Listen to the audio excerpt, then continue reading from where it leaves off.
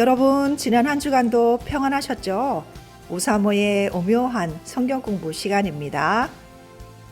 시간이 어찌나 빨리 지나가는지 또 한 주간이 훌쩍 지나가 버렸네요. 요즘 어떻게들 지내고 계신가요? 우리 맹곤사님과 동집사님은 어떻게 지내셨어요? 네. 날마다 오호성을 들으셨다고요? 우리 맹곤사님 지나친 접대성 멘트 하시는 것 같은데요. 설사 그렇다 하더라도 기분은 좋네요.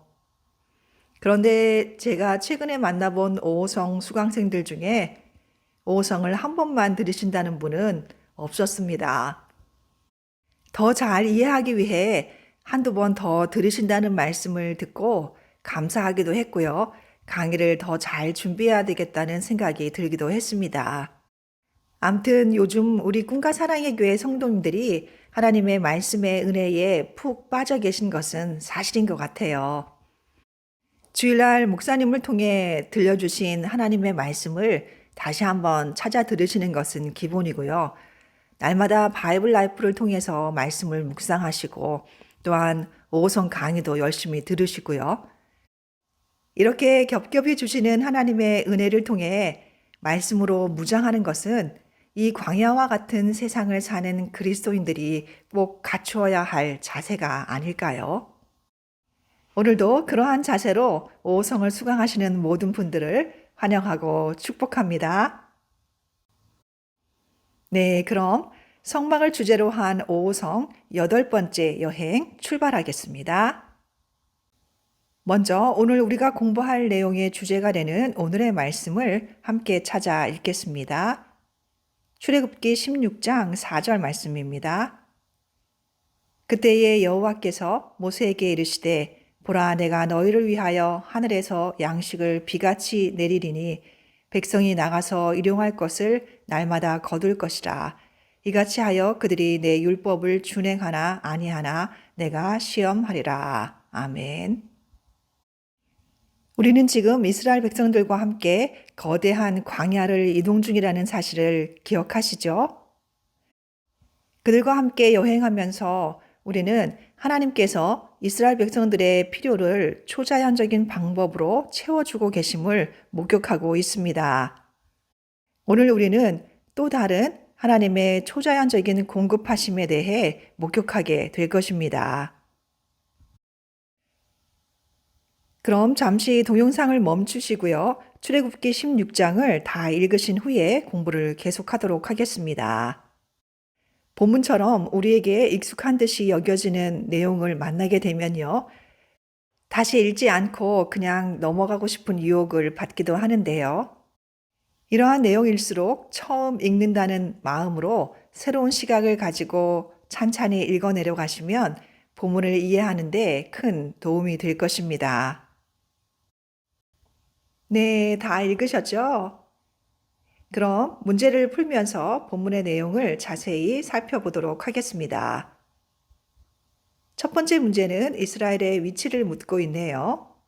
그들은 지금 어디에 있다고 말하고 있나요? 그렇습니다. 1절에서 확인할 수 있지요. 그들은 신광야에 이르렀고요. 그 신광야는 엘림과 시내산 사이에 위치하고 있다고 말해주고 있습니다. 두 번째 문제입니다. 얼마나 많은 사람들이 모세를 향하여 불평하였나요? 네, 2절에서 그 답을 찾을 수 있죠. 이스라엘 자손 온 회중이 그 광야에서 모세와 아론을 원망하였다고 기록하고 있습니다. 이스라엘 자손의 일부나 혹은 소수가 아니라 이스라엘 자손의 온 회중이 원망하였다는 사실이 우리를 참으로 놀랍게 합니다. 그리고 그들은 무엇 때문에 불평하였나요? 그렇습니다. 그들의 불평의 내용은 3절에 나타나 있죠. 그들의 불평을 한마디로 이야기하면 먹을 것이 없다는 것이죠. 이스라엘 백성들은 아마도 출애굽 당시에 자신들이 먹을 것을 어느 정도 싸가지고 나왔을 것입니다. 그런데 1절에 의하면 그들이 출애굽한 지 벌써 한 달 반이 지났고요. 그들이 가지고 있던 먹을 것이 떨어졌던 것은 사실일 것입니다. 지금 이렇게 먹을 것이 없다고 불평을 하는 이스라엘 백성들은 출애굽을 경험하였던 바로 그 사람들입니다. 그들은 애굽의 10가지 재앙으로부터 모면함을 받았고요. 속박의 땅으로부터 이끌려냄을 받았습니다. 기적적으로 홍해에서 건짐을 받고 구름과 불기 등으로 밤낮 할 것 없이 인도함을 받았지요. 그러나 그들은 지금 와서 투덜대고 불평하며 원망하는 백성이 되었습니다. 그러한 이스라엘 백성들의 불평에 대한 하나님의 해결책은 무엇이었나요? 우리 동집사님께서 한번 대답해 보시겠어요? 네, 그렇죠. 4절에 그 내용이 나타나 있지요. 하나님께서 모세에게 이르시되 내가 너희를 위하여 하늘에서 양식을 비같이 내리리니. 이에 대해 모세는 8절에서 좀 더 구체적으로 설명을 해주고 있습니다. 모세가 또 이르되 여호와께서 저녁에는 너희에게 고기를 주어 먹이시고 아침에는 떡으로 배불리시리니. 이것은 3절에 나타난 이스라엘 백성들의 원망과 불평에 대한 정확한 응답이 아닐 수 없습니다. 이스라엘 백성들은 고기와 떡이 없다고 불평을 하였죠. 그러한 불평에 대해 하나님께서는 고기와 떡을 주어 배불리 먹게 해주시겠다고 대답해 주십니다. 그리고 다음 문제는 그 만나와 관련된 하나님의 특별한 지시사항에 관한 문제인데요. 13절부터 30절까지 전개되는 이야기를 통해서 그 안에 하나님의 지시하심을 발견할 수 있습니다. 하나님께서 하늘에서 내려주실 만나와 관련된 지시사항을 우리가 정리해 보면은요. 그 첫 번째는 매일 각 사람이 먹을 만큼만 그것을 거두라는 것입니다. 그리고 두 번째는 그 거둔 것을 다음날 아침까지 남겨두지 말라는 것입니다. 그리고 세 번째는 6째 날에는 각 사람이 거두던 것의 갑절을 거두라는 것이고요. 그리고 마지막으로 안식일에는 그것을 거두기 위해 나가지 말라는 것입니다. 마지막 문제 볼까요? 이러한 일을 통한 하나님의 계획은 무엇인가? 오늘의 말씀인 4절 뒷부분에 보면 이같이 하여 그들이 내 율법을 준행하나 아니하나 내가 시험하리라고 말씀하신 것을 발견할 수 있는데요. 하나님께서는 1차적으로 이스라엘 백성들이 하나님의 율법을 준행하는지 아니하는지를 시험하고자 하셨고요. 궁극적으로는요, 12절 뒷부분에서 이야기하고 있는 것처럼 이러한 일을 통해서 이스라엘 백성이 하나님만이 그들의 하나님이심을 알게 하려 하셨습니다. 하나님께서는 매일 하늘에서 만나를 내려주심을 통해서 이스라엘 백성들에게 하나님 자신의 존재를 상기시켜 주시면서 또한 오직 하나님만이 이스라엘 백성이 존재하는 이유이며 또한 그들이 생존하는 근거임을 교훈하시고자 하였습니다. 이스라엘 백성만큼 살아계신 하나님의 명백한 증거들을 경험하고 목격하였던 사람들은 없을 것입니다. 그럼에도 불구하고 이스라엘 백성들이 이렇게 쉽게 하나님을 향해 원망과 불평을 보여드렸던 이유는 무엇일까요? 아마도 그들이 이제 자신들을 위해 그토록 초자연적인 능력을 베풀어 주시는 하나님께 대해 무감각해진 것이 아닐까요? 그들은 자신들을 향해 베풀어 주셨던 그 놀라운 하나님의 역사하심에 대해 이제 더 이상 감동하지 않았습니다. 그저 당연한 것으로 여겼던 것이지요. 그들이 함께 불렀던 모세의 노래를 기억하시나요? 그들은 그 구원의 감격을 잊어버린 듯 합니다. 하나님께서 그들을 위해 베풀어 주신 가장 크고 놀라운 일은 도저히 헤어나올 수 없을 것 같았던 그 속박의 땅과 노예의 신분으로부터 그들을 구원하여 주시고 그들을 하나님의 백성 삼아 주셨으며 하나님께서 그들의 하나님 되어 주셨다는 사실을 잊고 있었던 것은 아닐까요? 이스라엘 백성의 모습이 바로 우리의 모습입니다. 하나님께서 우리를 구원해 주시기 위해 베풀어 주신 은혜를 기억한다면 우리는 우리의 환경에 대해 덜 불평할 수 있을 것입니다.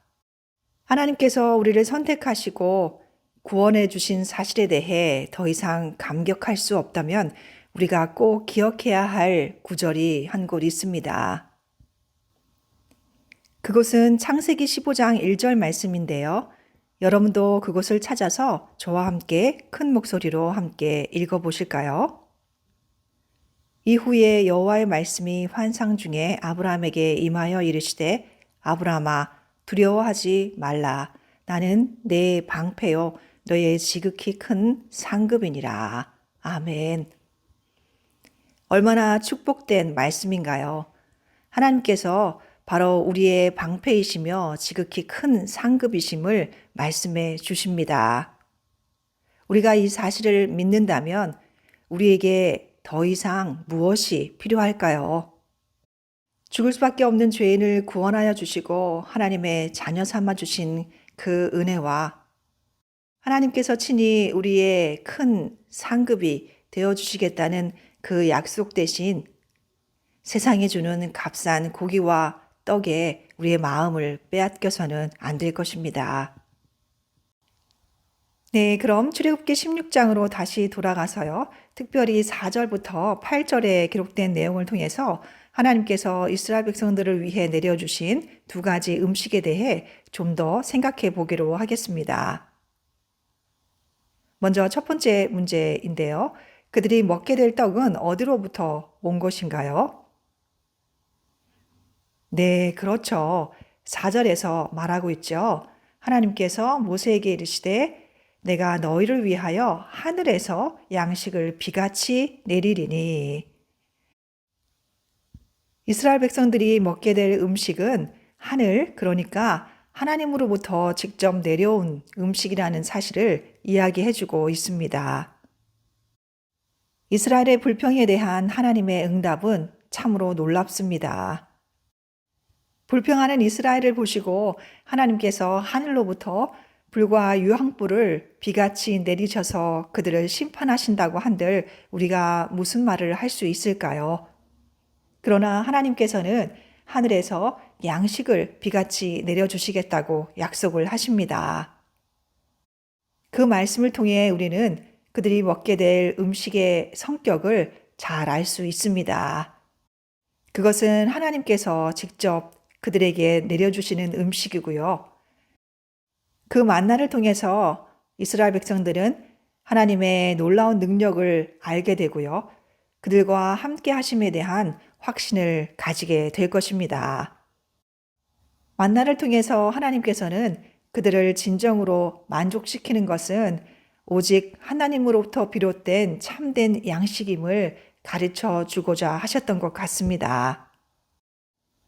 그리고 만나를 거두어 드리는 것과 관련해서 제6일에 관한 명령은 무엇인가요? 네, 그 내용은 5절에서 확인할 수 있죠. 우리가 앞에서 이미 살펴본 내용이기도 한데요. 여섯째 날에는 날마다 거두던 것의 갑절을 거두어서 그 다음 날을 준비하라는 것이었습니다. 그것은 아마도 하나님께서 천지를 창조하시면서 보여주셨던 그 쉼의 의미를 가르쳐 주시면서요. 그러한 온전한 안식을 위해서 만나의 공급까지도 조절해 주시는 하나님께 집중하기를 원하시는 것이 아닌가 하는 생각이 듭니다. 그리고 세 번째 문제는 이스라엘 백성이 저녁이 되면 알게 되는 것은 무엇인가 묻고 있네요. 네, 우리 맹고사님께서 한번 대답해 보시겠어요? 네, 그렇죠. 6절이 이야기하고 있죠. 저녁이 되면 너희가 여호와께서 너희를 애굽 땅에서 인도하여 내셨음을 알 것이요. 이스라엘 백성들은 왜 메추라기를 통하여서 출애굽을 기억하게 될까요? 메추라기는 애굽인들이 즐겨 먹었던 음식이라고 합니다. 이 메추라기는 수없이 많은 무리가 떼를 지어 이동하는 철새였는데요. 그들이 장거리 이동을 할 때면 바람의 도움이 많이 필요했다고 합니다. 그렇기 때문에 바람의 성격이 예상치 못하게 변화를 일으키게 되면요. 이 메추라기들이 땅으로 곤두박질을 쳤고요. 그때 사람들은 이 메추라기를 쉽게 잡을 수 있었다고 합니다. 그래서 고대 이집트인의 벽화에서는요, 이들이 손으로 메추라기를 잡는 모습을 쉽게 발견하곤 했답니다. 하나님께서는 이스라엘 백성들에게 저녁마다 메추라기를 보내심을 통하여서 그들은 이제 애굽으로부터 구원함을 받았으며 그 구원을 이루어 주신 분은 하나님이심을 기억하길 원하셨던 것 같습니다. 네, 그리고 그들이 아침에 보게 되는 것은 무엇인가요? 이번에는 동집사님께서 대답해 보시겠어요? 네, 그렇죠. 7절에서 아침에는 너희가 여호와의 영광을 보리니 라고 기록하고 있죠. 이스라엘 백성들은 매일 아침 광야를 가득 덮고 있는 만나를 통해서 하나님의 영광을 보게 되었습니다. 그리고 그것은 불기둥과 구름기둥 못지않게 확실한 하나님이 그들과 함께 하신다는 증거였습니다. 이스라엘 백성들은 애굽으로부터 구해 주신 하나님 앞에서 차라리 애굽으로 돌아가 그 고깃가마 옆에서 노예로 지내는 것이 나을 것이라고 원망하며 불평하였습니다. 그러한 그들의 목소리를 들으신 하나님께서 얼마나 가슴이 아프셨을까요? 그러나 하나님께서는 그들을 벌하지 않으시고 그들을 위해 2가지 음식을 준비해 주셨습니다. 하나는 세상의 식탁으로부터 비롯된 것이고 하나는 하나님의 상으로부터 비롯된 것입니다. 그들의 원망과 불평에 대해 하나님께서 어떻게 응답해 주셨는지 결코 잊어서는 안 될 것입니다. 이렇게 하나님이 주시는 풍성함과 세상이 주는 안일함을 모두 원하는 이스라엘 백성들의 태도는 이후의 광야 여행 중에도 계속해서 발견할 수 있습니다. 두 분은 혹시 노래방 자주 가시나요? 노래방 가시면 무슨 노래 부르시나요?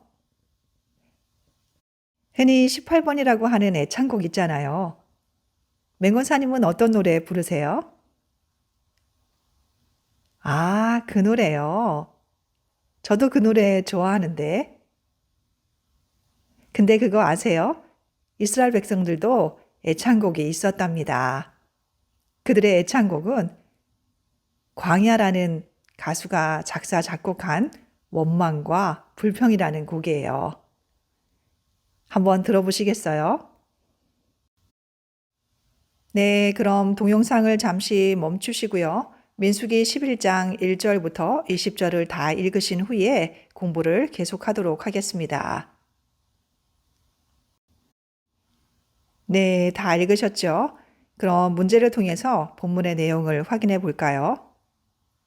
첫 번째 문제, 4절에 나타난 백성들의 원망은 무엇인가? 4절을 다시 한번 읽어볼까요? 그들 중에 섞여 사는 다른 인종들이 탐욕을 품음에 이스라엘 자손도 다시 울며 이르되 누가 우리에게 고기를 주어 먹게 하랴. 그들은 다시 고기가 없다는 불평을 하게 되는데요. 그 불평의 시작은 이스라엘 중에 섞여 사는 다른 인종들로부터 비롯된 것입니다. 하지만 이스라엘 자손도 곧 그들의 불평과 원망에 동참하게 됩니다. 우리가 이미 출애굽기 16장에서 살펴보았듯이요. 하나님께서는 얼마든지 그들에게 고기를 주어 먹게 하실 수 있다는 사실을 그들은 벌써 잊어버린 듯 합니다. 그리고 이곳에서 얻을 수 있는 또 다른 교훈은요. 우리가 속해 있는 공동체 안에서 원망과 불평의 소리들이 들려올 때 우리가 어떠한 자세를 취해야 할지 잘 말해주고 있습니다. 두 번째 문제입니다. 그들이 그리워하는 애굽의 음식들은 무엇인가요? 네, 그에 대해서는 5절에서 말해주고 있죠. 우리가 애굽에 있을 때에는 값없이 생선과 오이와 참외와 부추와 파와 마늘들을 먹은 것이 생각나거늘. 이곳에 나열된 음식들은요, 애굽의 노동자들이 먹었던 음식으로 이스라엘 백성들이 그곳에 있을 때 흔하게 먹었던 음식들입니다. 그들은 그것을 값없이 먹었다고 이야기하고 있는데요. 사실은 그들이 노예로 있으면서 죽음과도 같은 그 힘겨운 일 끝에 그것에 대한 대가로 얻은 것들이죠. 그런데 그들은 지금 그 애굽의 죽음과도 같은 노예 생활로부터 구해주신 하나님 앞에서 그 애굽의 음식이 그립다고 이야기하고 있습니다. 세 번째 문제 볼까요? 하나님께서 공급해 주신 만나를 그들은 어떻게 이용하였나요? 8절에서 그 답을 찾을 수 있겠네요. 백성이 두루 다니며 그것을 거두어 맷돌에 갈기도 하며 절구에 찢기도 하고 가마에 삶기도 하여 과자를 만들었으니 그 맛이 기름 섞은 과자 맛 같았더라. 우리가 앞에서 살펴보았던 출애굽기 16장에서는요. 이스라엘 백성들이 만나를 가공하여 먹었다는 기록은 없습니다. 아마도 처음에는 그들이 가공하지 않은 원래의 만나를 먹었던 것 같고요. 그 맛에 대해서는 꿀 섞은 과자 같다라고 표현을 했었습니다. 그런데 이제 그들은 그것을 맷돌에 갈기도 하고 절구에 찢기도 하고 가마에 삶기도 하는 등 다양한 방법으로 활용을 하고요. 그리고 그 맛에 대해서는 기름 섞은 과자 맛 같았다고 표현하고 있습니다. 그 다음 문제 볼까요? 10절에 의하면 백성들이 우는 것에 대해 하나님은 어떻게 반응하셨나요? 10절 다시 한번 읽어보겠습니다. 백성의 온 종족들이 각기 자기 장막문에서 우는 것을 모세가 들으니라. 이러므로 여호와의 진노가 심히 크고 모세도 기뻐하지 아니하여. 이번에는 하나님께서 출애굽기 16장에서 보여주셨던 모습과는 조금 다른 반응을 보이십니다. 이스라엘 백성을 향한 하나님의 진노가 매우 크셨다고 이야기하고 있습니다. 그리고 이스라엘 백성의 울음소리를 들은 모세의 반응도 이전과는 좀 달라진 것 같이 느껴지는데요. 11절부터 15절에 기록된 내용을 보면요. 그는 이스라엘 백성들에게도 화가 나 있고 하나님께도 화가 난 듯이 보입니다. 그는 자신에게 주어진 큰 짐에 대한 좌절과 불만을 이야기했고요. 차라리 죽여달라고 하나님께 호소하기도 했습니다. 이때는 모세조차도 이스라엘 백성의 진정한 지도자는 하나님이심을 잊고 있었던 것 같습니다. 이때 하나님께서는 왜 그토록 이스라엘 백성들에게 심하게 진노하셨을까요? 그것은 그들이 여전히 양쪽 세상으로부터 좋은 것을 모두 원하였기 때문입니다. 그들은 하늘로부터 비롯된 하나님의 손으로부터 직접 주신 그 놀라운 만나를 먹고 있었음에도 불구하고 그들이 다시는 되돌아가서는 안 될 그 애굽의 음식을 그리워하고 있었던 것입니다. 그런 그들을 향해 하나님께서는 어떻게 해주셨나요? 하나님께서는 다시 메추라기를 보내주셔서 그들이 고기를 먹을 수 있도록 해주셨습니다. 하지만 그것은 결코 하나님이 기뻐하시는 일은 아니었습니다. 시편 기자는 이렇게 이야기합니다. 여호와께서는 그들이 요구한 것을 그들에게 주셨을지라도 그들의 영혼을 쇠약하게 하셨도다. 세상에는 우리로 하여금 잠시 만족하게 할 만한 많은 것들이 있습니다. 하지만 그것들은 우리가 사랑하면 사랑할수록 우리를 더 배고프게 하고 우리를 더 공허하게 할 뿐입니다. 우리의 몸과 영혼을 충만하게 만족시켜 주실 분은 오직 하늘로부터 오신 예수 그리스도 한 분뿐이라는 사실을 잊지 마십시오. 예수님께서는 우리가 구원받기 전에 우선권을 두었던 것들을 사랑하는 것에 대해 경고하시면서 이런 교훈을 주십니다. 요한복음 12장 31절 말씀을 함께 찾아 읽어볼까요? 이제 이 세상에 대한 심판이 이르렀으니 이 세상의 임금이 쫓겨나리라. 아멘. 예수님께서는 사탄을 이 세상의 임금이라고 칭하시면서 이 세상이 심판을 받을 때 그는 쫓겨나게 될 것이라고 우리에게 분명하게 경고하십니다. 그리고 다음 구절을 통해서 여러분들이 얻을 수 있는 교훈은 무엇인지 깊이 묵상해 보시기 바랍니다. 고린도전서 10장 21절 말씀입니다. 너희가 주의 잔과 귀신의 잔을 겸하여 마시지 못하고 주의 식탁과 귀신의 식탁에 겸하여 참여하지 못하리라. 아멘. 기도하겠습니다. 영원히 죽을 수밖에 없는 죄인이었던 저희를 구원해 주신 하나님께 감사와 찬양을 올려드립니다. 하나님께서 그 크신 능력으로 그 값비싼 대가를 치르시면서 우리를 구원해 주셨다는 사실과 우리가 살아가는 매 순간순간이 하나님께서 우리에게 베풀어 주신 놀라운 기적임을 기억하고 하나님께서 우리를 구원해 주신 그 세상을 기웃거리며 결코 우리를 만족시킬 수 없는 것에 우리의 마음을 빼앗기지 아니하도록 저희들을 지켜 주시옵소서. 오직 하나님 한 분만으로 만족하는 저희들 되게 하여 주시옵소서. 예수님의 이름으로 기도드렸습니다.